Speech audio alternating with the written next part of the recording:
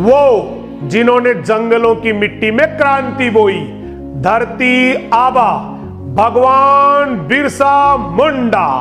आंखें बंद कीजिए और कल्पना कीजिए 19वीं सदी का झारखंड, घने जंगल, मिट्टी की महक और उस मिट्टी में पली वो आवाज जिसने एक दिन अंग्रेजी हुकूमत को हिला दिया।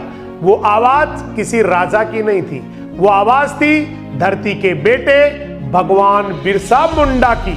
15 नवंबर 1875 झारखंड के छोटे से गांव कुलीहातू में एक बच्चा जन्मा।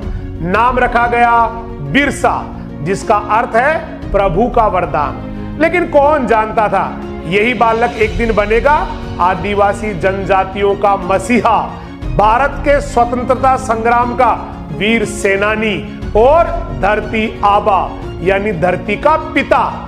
उस समय अंग्रेजों ने आदिवासियों की जमीनें छीन ली थी, जो कभी अपने खेतों, जंगलों और नदियों के स्वामी थे, वो अब गुलाम बन चुके थे।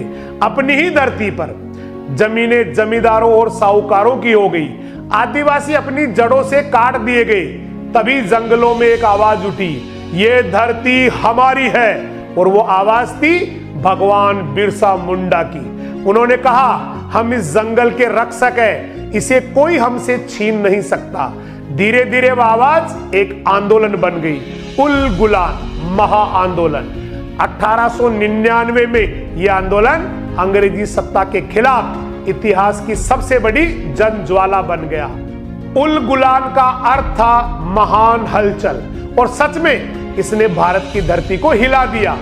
बिरसा ने न केवल अंग्रेजों के खिलाफ आवाज उठाई, बल्कि अपने लोगों को शिक्षा, एकता और आत्मसम्मान का पाठ पढ़ाया। उन्होंने कहा, पढ़ो, अपने अधिकारों को पहचानो और अपनी धरती के लिए खड़े हो जाओ। भगवान बिरसा मुंडा ने आदिवासियों को एक नया धर्म दिया, बिरसा धर्म, जो सिखाता था प्रकृति की पूजा, मानवता का सम्मान और संघर्ष में ईमान। उनके नेतृत्व में हजारों आदिवासी लाठियों, तीरों और साहस से लड़े। उन्होंने अंग्रेजों की नाक में दम कर दिया।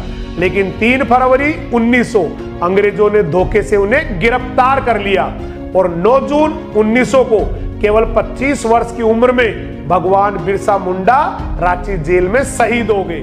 कहते हैं उनकी मृत्यु के बाद भी उनकी आत्मा जंगलों में गूंजती रही। धरती हमारी है, हम सब इसके रखवाले हैं। जय भगवान बिरसा मुंडा, जय जनजातीय वीरता, जय भारत।